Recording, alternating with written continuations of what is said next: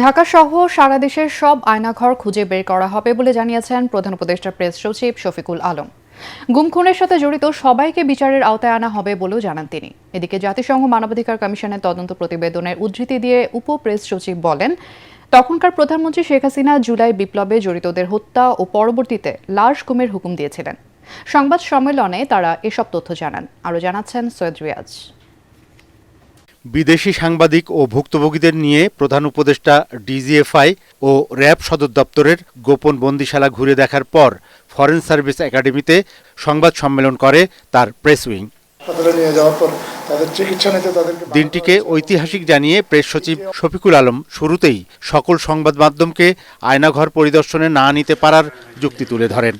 খুবই টাইনি, খুবই ক্ষুদ্র ক্ষুদ্র রুম এবং এটা যে প্যাসেজ খুবই দূর। কিছু কিছু ক্ষেত্রে দেখা যাচ্ছে যে আমরা ইট ভেঙে ওইটার থেকে প্যাসেজ তৈরি করা হয়েছে। তো পুরো বিষয়টা আসলে লজিস্টিক্যালি এটা একটা চ্যালেঞ্জ ছিল। পিআইডি থেকে আমরা ফটোগ্রাফার নিয়েছি, টেলিভিশনে 2টা ক্যামেরাম্যান নিয়েছি এবং আমাদের নিজস্ব যারা প্রেস উইংয়ের একজন ফটোগ্রাফার ছিলেন উনি ছিলেন। এছাড়া আমরা বাইরের থেকে নিয়েছি আল জাজিরাকে আর নেত্র নিউজ। এ সময় তিনি হুঁশিয়ারি দেন, বিগত সরকারের আমলে গুম খুনের সঙ্গে জড়িত কেউ ছাড় পাবে না।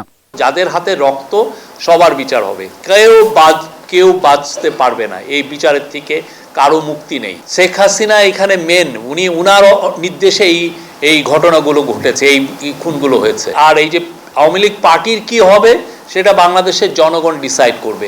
জাতিসংঘ ফ্যাক্ট ফাইন্ডিং কমিটির জুলাই গণহত্যার তদন্ত প্রতিবেদনকে স্বাগত জানিয়ে প্রধান উপদেষ্টার উপ প্রেস সচিব বলেন, ওই হত্যাকাণ্ডের সাথে সাবেক প্রধানমন্ত্রীর সংশ্লিষ্টতার বিষয়টি উঠে এসেছে। সাবেক প্রধানমন্ত্রী শেখ হাসিনা উনি স্বয়ং বলেছেন যে প্রোটেস্টার যারা আছে তাদেরকে হত্যা করতে হবে এবং তাদের যারা লিভিং লিডার আছে তাদেরকে পাকড়াও করে হত্যা করে তাদের মরদেহকে সরিয়ে ফেলতে হবে বা লুকিয়ে ফেলতে হবে।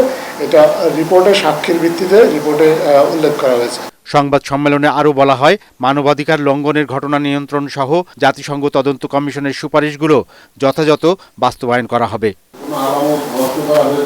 সৈয়দ রিয়াজ, এটিএন বাংলা, ঢাকা।